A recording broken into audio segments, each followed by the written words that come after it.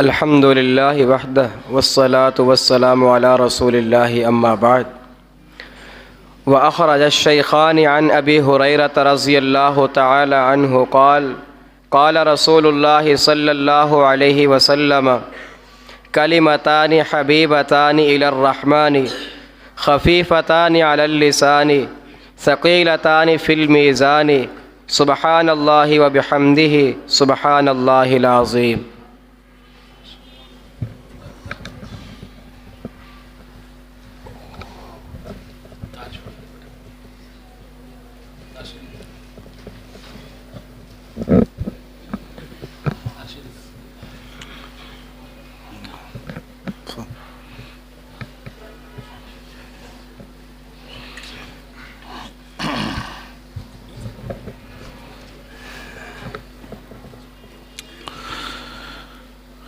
الحمد للہ رب العالمین والعاقبۃ للمتقین والصلاة والسلام علی سید المرسلین اما بعد.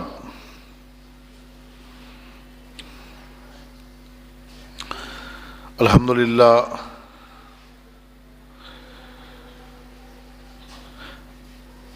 یہ اللہ تعالیٰ کا خصوصی فضل ہے ہم پر آپ پر کہ اللہ تعالیٰ نے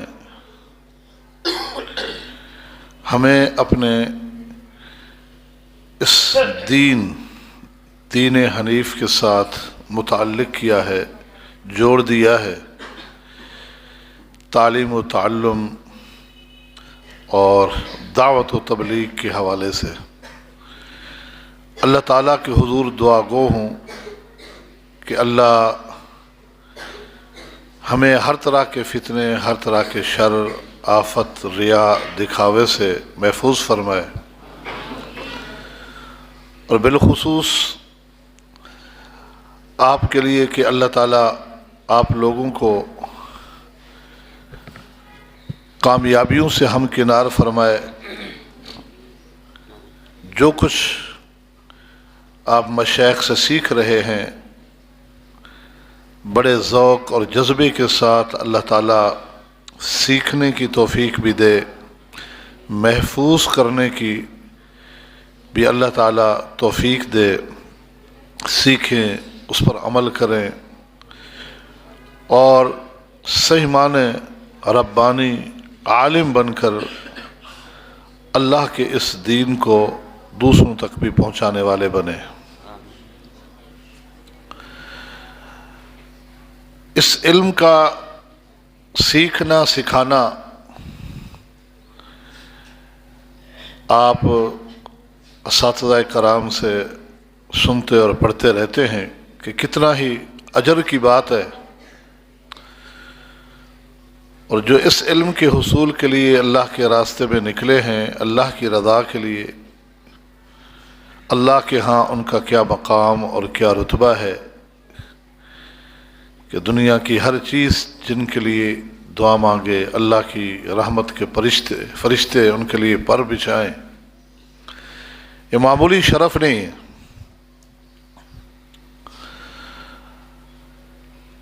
یہ سعادتیں، یہ شرف، یہ مقام ہمارے اسلاف کو چونکہ معلوم تھا،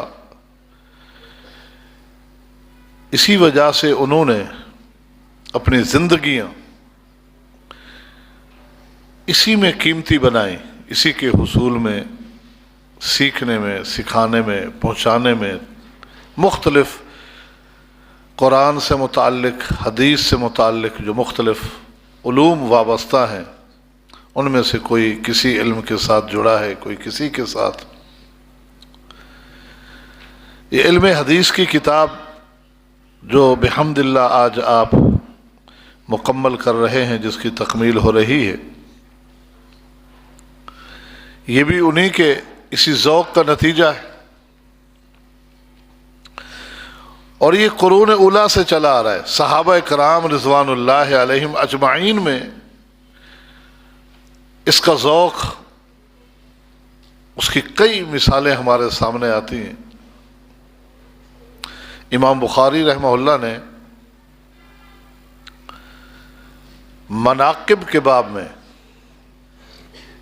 ایک واقعہ نکل کیا ہے کہ سیدنا ابو بکر صدیق رضی اللہ تعالی عنہ نے ایک بار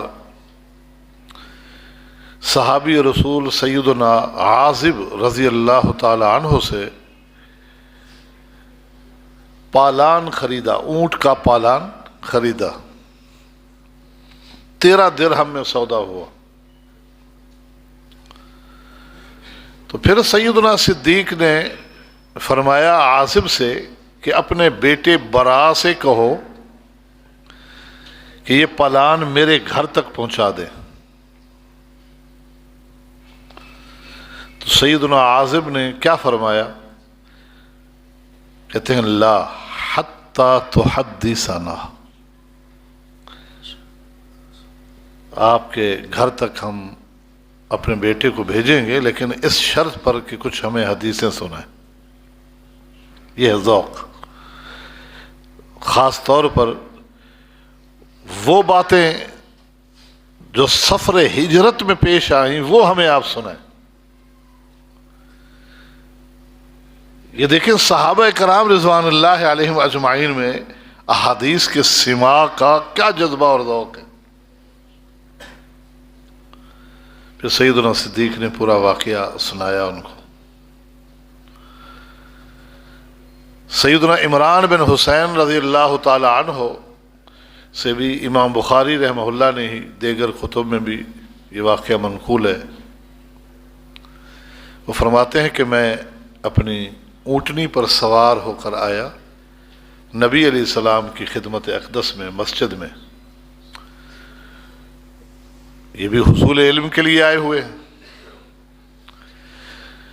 تو آپ کے پاس بنو تمیم کا ایک قافلہ آیا اور انہوں نے آ کر کچھ مطالبہ کیا۔ تو آپ علیہ السلام نے فرمایا ابشروا، یہ کلمہ ہے اگلے کو تسلی دینے کے لیے کہ اچھی خبریں ہیں، تھوڑا صبر کرو، انشاءاللہ معاملات بہتر ہوتے ہیں تو تعاون ہوگا۔ تو انہوں نے کہا کہ اس سے پہلے بھی آپ نے یہ کلمہ کہا تھا، اب ہمیں کچھ دیں بھی۔ تو آپ نے اس پہ ناراضگی کا اظہار فرمایا۔ اسی دوران یمن سے ایک قافلہ آیا، وہ آ کر نبی علیہ السلام کی خدمت جب حاضر ہوتے ہیں، سلام و کلام کے بعد آپ نے انہیں کہا کہ بنو تمیم پر میں نے بشرا کو پیش کیا، انہوں نے تو قبول نہیں کیا۔ اقبلوا البشرا، تم میری طرف سے بشرا کو قبول کر لو۔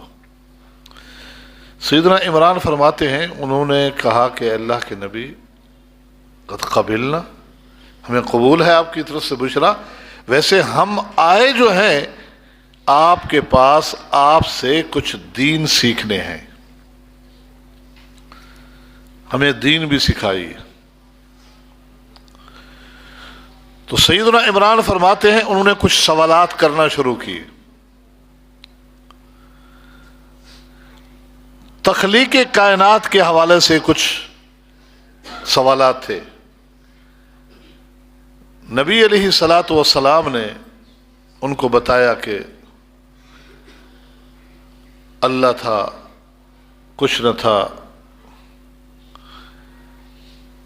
اللہ تعالیٰ پھر اپنے عرش پر مستوی ہوا، اللہ کا عرش پانی پر تھا۔ اس طرح باتیں شروع کی، حتیٰ کہ تقدیر کا ذکر بھی کیا۔ اللہ تعالیٰ نے قلم کو پیدا فرمایا، خلائق کی تقدیر لکھی، پھر زمین و آسمانوں کو پیدا کیا۔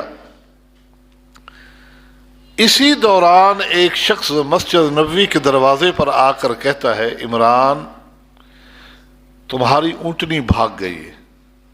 وہ اونٹنی جس پہ سوار ہو کے آئے تھے اسے باندھ دیا تھا باہر، اندر بیٹھے، عمران تمہاری اونٹنی بھاگ گئی۔ تو جلدی سے اٹھے، دیکھا تو دور جا چکی، اس کے پیچھے دوڑے، اونٹنی تو پکڑ لی، واپس آئے تو یہ جو علم حدیث کے حوالے سے ایک نشست جاری تھی وہ ختم ہو چکی تھی۔ پھر ساری زندگی فرماتے تھے کاش کہ میری اونٹنی بھاگ جاتی، چلی جاتی، میں اس کو نہ پکڑتا لیکن اس مجلس کو نہ چھوڑتا، کیونکہ علم کی آگے وہ باتیں آپ نے کیا فرمائیں ان سے میں محروم رہ گیا۔ اونٹنی جاتی تھی، چلی جاتی، لیکن درس حدیث کو میں نہ چھوڑتا۔ یہ جن سینوں میں حدیث کا مقام، اس علم کا مقام معلوم ہو، متعین ہو کہ کیا درجہ ہے، تو پھر ان کے ہاں مال و متاع، دنیاوی چیزوں کی ان کے مقابلے میں کوئی حیثیت نہیں ہوتی۔ لہذا اس حوالے سے اپنی کوتاہیوں کو ہر حال میں دور کرنا ہے کہ درس حدیث سے محرومی نہ ہو، غیر حاضری۔ یہ سیدنا عبداللہ ابن مسعود رضی اللہ تعالیٰ عنہ نے، امام دارمی نے ذکر کیا ہے کہ اپنے شاگردوں سے پوچھتے تھے کہ حدیثوں کو دہرایا بھی یا نہیں؟ جی ہم نے حدیثوں کا مذاکرہ کیا ہے، دہرایا ہے، ایک دوسرے کو سنائی ہے۔ فلاں جو کل نہیں آئے تھے، شاگرد بتا رہے ہیں استاد محترم کو کہ ہم اس کے گھر پر گئے تھے، کہ کسی مجبوری کی وجہ سے وہ نہیں آ سکے تو آج کے سبق سے وہ محروم نہ رہیں۔ وہاں ہم نے ان کے ساتھ بیٹھ کر یہ پڑھی ہوئی حدیثیں ان کو سنائی ہیں، پھر ان سے سنی بھی ہے۔ یہ اہتمام صحابہ و تابعین کے دور میں شروع ہو چکا ہے، اور ضبط ایسے ہی آتا ہے۔ احادیث کو سینوں میں یوں ہی محفوظ کیا جا سکتا ہے۔ سیدنا عمر رضی اللہ تعالی عنہ کو کیا یہ حدیثیں یاد نہیں تھی؟ یاد تھی۔ پوچھ رہے ہیں ایکم یحفظ حدیث رسول اللہ صلی اللہ علیہ وسلم فی الفتنہ، کس کو حدیثیں یاد ہیں نبی علیہ السلام کی فتنے کے حوالے سے؟ صحابہ کرام چونکہ حفظ کرتے تھے، یاد کرتے تھے حدیثوں کو۔ ابو ہریرہ رضی اللہ تعالی عنہ تو ایک دن نبی علیہ السلام کی خدمت میں حاضر ہیں، یہ مسئلہ لے کر کہ اے اللہ کے نبی صلی اللہ علیہ وسلم انی اسمع منک کثیرا ثم انسا، میں سنتا تو بہت ساری حدیثیں ہوں پھر بھول جاتا ہوں۔ تو آپ نے فرمایا ابسط رداءک، اپنی چادر بچھاؤ۔ چادر بچھائی، آپ نے دعا کی، ہاتھ اٹھائے اور اپنے دونوں چلوں سے، ہاتھوں سے چادر میں کچھ محسوس جیسے کوئی چیز بھری جا رہی ہو، پھر فرمایا اس چادر کو لپیٹو۔ لپیٹا، کہا سینے سے لگاؤ۔ سینے سے لگایا۔ فرماتے ہیں اس دن کے بعد پھر اللہ کے نبی صلی اللہ علیہ وسلم سے جو کچھ سنا سینے میں محفوظ ہے، پھر بھولا نہیں۔ تو اس علم کے ساتھ وابستگی اس انداز سے ہم نے رکھنی ہے۔ سیدنا علی المرتضی رضی اللہ تعالی عنہ کا قول علامہ ابن عبد البر نے نقل کیا ہے کہ وہ فرماتے تھے تذاکروا ھذا الحدیث، ان احادیث کو پڑھا کرو اور دہرایا کرو بار بار۔ اگر ایسا نہیں کرو گے وَإِلَّا يَدْرُسْ، یعنی علمکم، اگر ایسا نہیں کرو گے تمہارا علم مٹ جائے گا۔ بار بار پڑھو احادیث کو۔ تو ہمیں ابھی سے ہی ان چیزوں کا اہتمام کرنا ہے۔ ابھی انہی کلاسوں سے ہی ہم نے احادیث کے ساتھ، اس علم کے ساتھ، اس دین کے ساتھ یہ تعلق قائم کیا تو انشاءاللہ العزیز کامیابیاں جو ہے وہ ہمارا مقدر بن جائیں گی۔ حافظ ابن حجر رحمہ اللہ کا بڑا نام ہے، کیوں؟ اللہ نے انہیں بڑا مقام دیا اہل علم کے ہاں، اس کی وجہ کیا ہے کہ اسی علم کے ساتھ مخلص ہو گئے، اس دین کے ساتھ وہ مخلص ہو گئے۔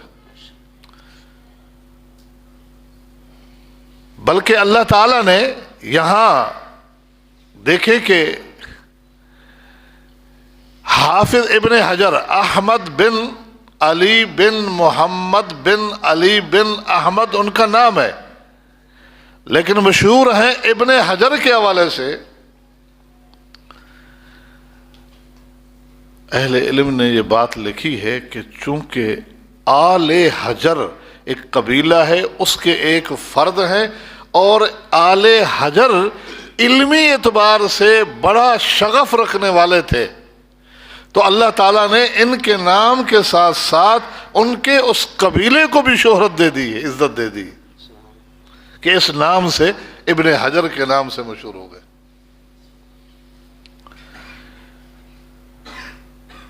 ان کی خدمات جو اس حوالے سے ہیں ان میں سے ایک ہمارے سامنے ہے۔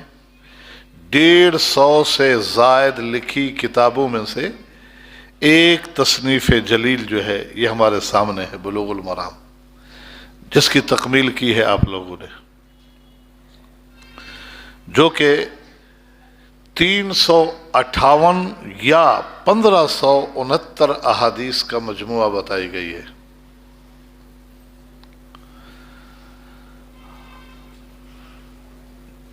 آپ شروع سے یہاں تک پڑھائے، بلکہ شروع میں مقدمے میں یہ اصطلاحات بھی آپ نے سمجھی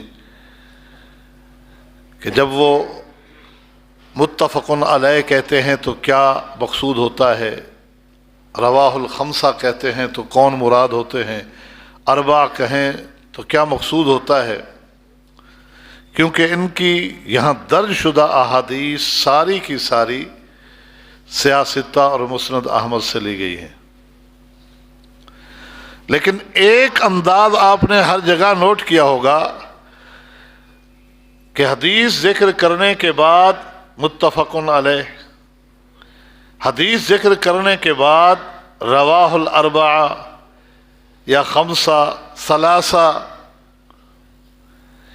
یہ حدیث آپ دیکھیں کہ اس حدیث کو بیان کرنے سے پہلے وَأَخْرَجَ الشَّيْخَانِ کا حوالہ پہلے دیا ہے،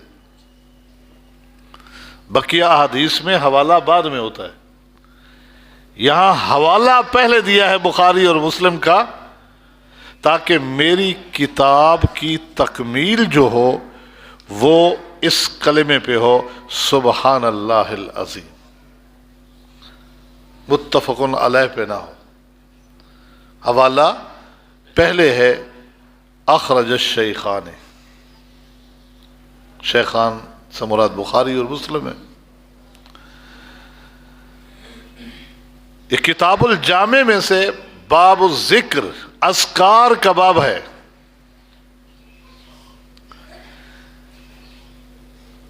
سیدنا عمر بن خطاب رضی اللہ تعالی عنہ پر کچھ انگلیاں اٹھیں کہ مجلس مشاورت میں انہوں نے ایک کم عمر صحابی عبداللہ ابن عباس کو بھی بٹھا رکھا ہے، کیوں؟ تو سیدنا عمر رضی اللہ تعالی عنہ نے ایک دن صحابہ کرام سے ایک سوال کیا کہ سورہ نصر اذا جاء نصر اللہ والفتح میں اللہ تعالیٰ نے کیا پیغام دیا ہے، کیا بات بتائی گئی ہے؟ تو ہر ایک نے اپنی رائے دی کہ فتوحات کا تذکرہ ہے، خوشی منانے کی بات ہے۔ سیدنا عبداللہ ابن عباس سے آخر میں پوچھا کہ آپ اس صورت کا مقصد کیا سمجھیں، اس میں کس چیز کی طرف اشارہ ہے؟ تو انہوں نے فرمایا اس میں نبی علیہ السلام کی موت کی طرف اشارہ ہے، وفات کی طرف اشارہ ہے، کہ جس کام کے لیے کوئی جاتا ہے، کام جب ہو جائے تو پھر واپسی ہے۔ بتا دیا گیا کہ آپ کی جو ڈیوٹی لگی تھی اس میں آپ کامیاب ہو گئے، اب فَسَبِّحْ بِحَمْدِ رَبِّكَ وَاسْتَغْفِرْ۔ تو سیدنا عمر نے فرمایا کہ جی ہاں، اس میں یہی ہی مراد ہے، اور یہی وجہ تھی علم فوقیت تم پر کہ میں نے ان کو یہ مقام اور یہ شرف بخشا ہوا ہے کہ بزرگ صحابہ کے ساتھ ان کو بھی بٹھایا جاتا ہے۔ تو اللہ تعالیٰ نے اپنے نبی صلی اللہ علیہ وسلم کو آخر میں جو تلقین فرمائی وہ کیا ہے؟ فَسَبِّحْ بِحَمْدِ رَبِّكَ وَاسْتَغْفِرْ۔ یہ آخرت کی تیاری ہے۔ آخرت کی تیاری کے حوالے سے سب سے بڑی نصیحت ہے کہ انسان اذکار میں اپنے آپ کو مشغول و مصروف کر دے۔ نبی علیہ السلام اس سورت کے نزول کے بعد بکثرت یہ دعا پڑھتے تھے، سبحانک اللہم و بحمدک، اللہ کی تسبیح، حمد، اس کے ساتھ رب اغفر لی، کیونکہ کیا حکم ہے؟ فَسَبِّحْ بِحَمْدِ رَبِّكَ وَاسْتَغْفِرْ، تسبیح، حمد اور استغفار۔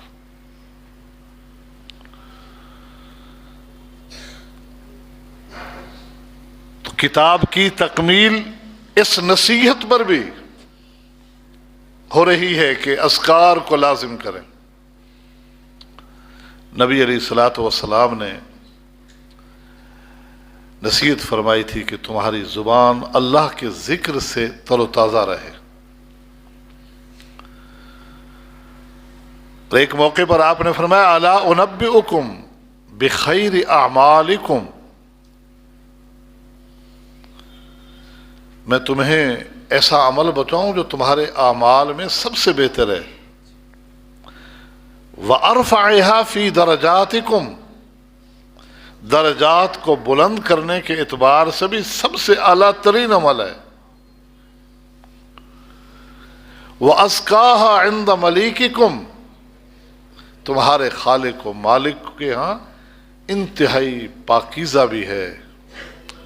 وَخَيْرٌ لَكُمْ وَهُوَ خَيْرٌ لَكُمْ مِنْ إِنفَاقِ الذَّهَبِ وَالْفِضَّةِ، سونا چاندی خرچ کرنے سے بھی بہتر ہے تمہارے لیے۔ بہتر ہے تمہارے لیے اس بات سے ان تلقوا عدوکم فتضربوا اعناقهم ويضربوا اعناقکم،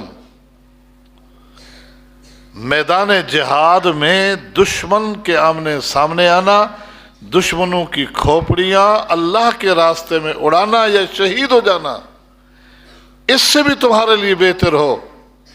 تو وہ بہترین عمل کیا بتایا اللہ کے نبی صلی اللہ علیہ وسلم نے؟ ذکر اللہ، اللہ کا ذکر۔ اور اللہ کا ذکر کی مختلف شکلیں ہیں۔ احب الکلام الی اللہ اربع، نبی علیہ السلام کا فرمان ہے کہ تمہاری زبان سے جتنے جملے ادا ہوتے ہیں ان میں اللہ کو سب سے زیادہ محبوب اور پیارے 4 کلمات ہیں۔ ان میں سے جس سے بھی آپ آغاز کرو، سبحان اللہ، نمبر 2 الحمدللہ، نمبر 3 اللہ اکبر، اور نمبر 4 لا الہ الا اللہ، احب الکلام الی اللہ۔ اور ایک حدیث میں نبی علیہ السلام نے فرمایا احب الی مما طلعت علیہ الشمس، سورج جس پہ طلوع ہوتا ہے، سورج کی روشنی سے جو چیز مستفید ہوتی ہے، ان ساری چیزوں سے بڑھ کر مجھے جو چیز پیاری ہے وہ یہ ہے کہ کہا جائے سبحان اللہ، الحمدللہ، اللہ اکبر، لا الہ الا اللہ۔ انہی 4 کلمات میں سے 2 تسبیحات کے حوالے سے مذکور اس حدیث کے ذریعے اس کتاب کا اختتام ہو رہا ہے۔ نبی علیہ الصلوۃ والسلام نے ان کلمات کو صرف یہ نہیں کہ احب الیہ مما طلعت علیہ الشمس، بلکہ احب الی اللہ بھی کہا، احب الکلام الی اللہ اربع۔ اور یہاں بھی یہ حدیث جو سیدنا ابو ہریرہ رضی اللہ تعالی عنہ، جن کا نام عبداللہ بن صخر اور بعض روایات کے مطابق عبد الرحمن بن صخر ہے، ان کے حوالے سے مروی ہے کہ نبی علیہ الصلوۃ والسلام نے فرمایا 2 کلمے ایسے ہیں جو پیارے ہیں رحمان کو، حبیبتان الی الرحمن۔ یہاں بھی اللہ رب العالمین کا ان کلمات کے ساتھ حب اور محبت کا بیان ہو رہا ہے۔ اللہ تعالیٰ کو کیوں پیارے ہیں کہ لفظ سبحان میں اللہ تعالیٰ کی تنزیہ ہے، ہر طرح کے عیب سے اللہ تعالیٰ کو مبرہ اور پاک قرار دینے کا اعتراف و اقرار ہے بندے کا۔ سبحت سبحان اللہ، نسبح سبحان اللہ کہہ کر بندہ یہ کہتا ہے اللہ ہر نقص سے، ہر طرح کے شرک سے، ہر طرح کے عیب سے، ہر طرح کی خرابی سے پاک ہے، میں اللہ تعالیٰ کی اس پاکی کو بیان کرتا ہوں۔ یہ اللہ کی تعریف کا کلمہ ہے، تنزیہ کا کلمہ ہے۔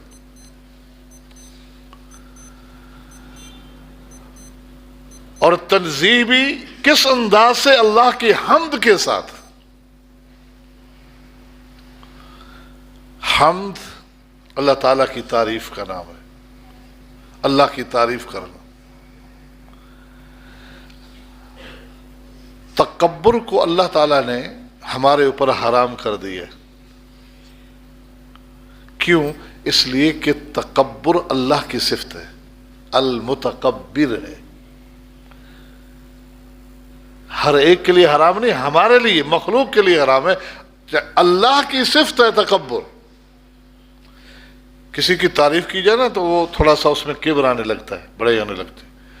یہ اللہ کی صفت ہے کہ وہ متکبر ہے، وہ چاہتا ہے سب میری تعریفیں کرو، خوب تعریفیں کرو، ہر وقت تعریفیں کرو، تمہارا اول آغاز شروع آخر سب میری تعریفات میں ہو، تم تعریفیں کرو میں دیتا رہوں گا، تعریفیں کر کے مجھ سے مانگو۔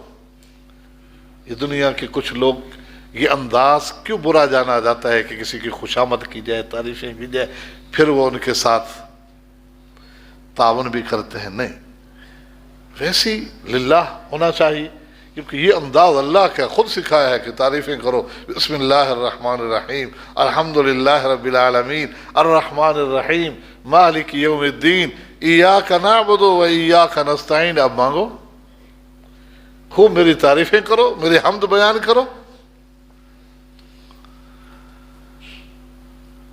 اللہ تعالیٰ کے ناموں میں سے ایک نام ہے الحمید، تعریف کیا گیا، محمود، کیونکہ اللہ تعالیٰ حمد کو خوب پسند فرماتے ہیں، حمد کرنے والوں کو خوب پسند فرماتے ہیں۔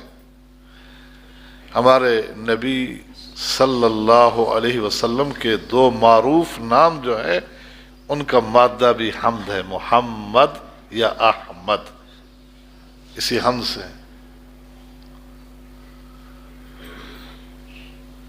نبی علیہ الصلوۃ والسلام فرماتے ہیں کہ ایک شخص کا ایک بچہ فوت ہو گیا، اللہ تعالیٰ نے باوجود اس کے کہ وہ جانتا ہے ملک الموت سے پوچھا کہ تو نے فلاں شخص، فلاں میرے بندے کے بیٹے بچے کی روح کو قبض کیا ہے جو پھول جیسا تھا، تو نے اس کو کیسے پایا؟ کہا اللہ، بڑا تعجب دیکھا کہ ہم نے اس کے بچے کی روح کو قبض کیا، اس حال میں بھی اس کی زبان پہ تیری تعریف کے کلمات تھے۔ اس تعریف کے کلمات کا صلہ رب نے کیا دیا کہ ابنو لہو بیتن سموہ بیت الحمد، ابنو لہو بیتن فی الجنہ وسموہ بیت الحمد۔ یہ حمد کا صلہ ہے۔ قیامت کے دن جو نبی صلی اللہ علیہ وسلم کے ہاتھ میں جھنڈا ہوگا، جس کے تحت سب لوگ ہوں گے، سب ایمان والے، انبیاء بھی، تو اس جھنڈے کا نام کیا ہے؟ لواء الحمد۔ جو آ جائیں گے ان کو اصطلاح شریعت میں کیا کہا گیا؟ حمادون، کہ وہ حمادون ہوں گے۔ انہیں جب جنت میں داخلہ ملے گا تو وہ یہ کہتے ہو جائیں گے الحمدللہ الذی اورثنا، سب تعریف حمد اس اللہ کے لیے کہ جس نے ہمیں اس جگہ کا، اس مقام کا مالک اور وارث بنایا۔ تو حمد کلمہ جو ہے تملأ المیزان، قیامت کے دن لگے میزان کو بھر دینے والا ہے۔ ثقیلتان فی المیزان خفیفتان علی اللسان، یہ دو کلمے زبان سے ادائیگی میں بڑے آسان ہیں، سبحان اللہ و بحمدہ، سبحان اللہ، لیکن ہمیں اس میزان کی فکر کرنی ہے، وہ نیکیاں لے کے جانی ہیں جو اس میزان میں کام ہیں، جو قیامت کے دن کتنے اعمال ہوں گے کہ رب فرماتے ہیں لا نقیم لہم یوم القیامت، بدبخت لوگ ہیں وہ کہ اعمال کے ڈھیر لے کر جائیں اور قیامت کے دن ترازو میں رکھے ہی نہ جائیں، نیکیوں کے پلڑے میں ان کو لایا ہی نہ جائے، ہبا منصورہ کر دیے جائے۔ اس دن جب ہر شخص کی نظر، جب میزان لگے گا، میزان پہ ہوگی کہ آج ہماری نیکیوں والا پلڑا بھاری ہوتا ہے یا بدیوں والا، اللہ نہ کرے۔ اللہ کے نبی صلی اللہ علیہ وسلم فرماتے ہیں یہ کلمہ حمد سے جس نے محبت رکھی اور اللہ کی تعریف بجا لاتا رہا، الحمدللہ تملأ المیزان، نیکیوں کے پلڑے کو بھر دے گا کلمہ۔ اس لیے فرمایا ثقیلتان فی المیزان، کہ یہ قیامت کے دن جو ترازو لگے گا، جس کا لگنا برحق ہے، اس میں انتہائی ان کا وزن ہے، انتہائی وزنی کلمات ہیں کہ میزان نیکیوں کا پلڑا جو ہے وہ ان کلمات سے بھر جانے والا ہے۔ اور وہ دو کلمے سبحان اللہ و بحمدہ، سبحان اللہ العظیم۔ نبی علیہ الصلوۃ والسلام نے فرمایا جو شخص 100 مرتبہ یہ پڑھتا ہے، اللہ تعالی اس کے گناہ سمندر کی جھاگ کے برابر بھی ہیں ختم کر دے گا۔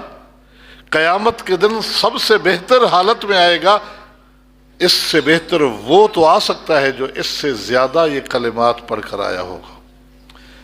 تو لہٰذا دیگر اذکار کے ساتھ ساتھ اس ذکر کو بھی ہم نے اپنے اوپر لازم کرنا ہے۔ اس ذکر کے اندر جو سبق ہیں، آپ جس کلاس میں ہیں اس تک معیار تک آپ کے سامنے ہیں، مزید انشاءاللہ آپ آگے چلیں گے، کیا گہرائیاں ہیں، کیا باریکیاں ہیں، وہ بھی آپ کے سامنے آتی جائیں گی۔ اللہ تعالیٰ آپ لوگوں کو کامیابی سے ہمکنار فرمائے، پڑھا پڑھایا اپنی بارگاہ میں قبول فرمائے۔ ہمارے ان مشائخ پر اللہ اپنی رحمت نازل فرمائے جو شب و روز لگے ہوئے ہیں اس محنت میں کہ ہماری یہ ٹیمیں تیار ہو جائیں۔ ہماری یقین جانو کہ ہماری سب سے قیمتی دولت تم ہوتے ہو۔ ہماری نظریں تمہارے اوپر، ان لوگوں کی نظریں جو ان اداروں پر خرچ کرتے ہیں، ان کی نظریں بھی آپ لوگوں پر ہیں کہ یہ تیار ہوں اور اللہ کے دین کے داعی بن کے نکلیں، اللہ کے دین کو پھیلائیں، خرافات اور بدعات کا قلع کما کریں۔ لہذا آپ بھی ان اداروں کے ساتھ، اساتذہ کے ساتھ، اس علم کے ساتھ، ان کتابوں کے ساتھ مخلص ہو کے رہا کریں۔ اللہ تعالی ہم سب کو اخلاص عطا فرمائے۔ وآخر دعوانا ان الحمدللہ رب العالمین۔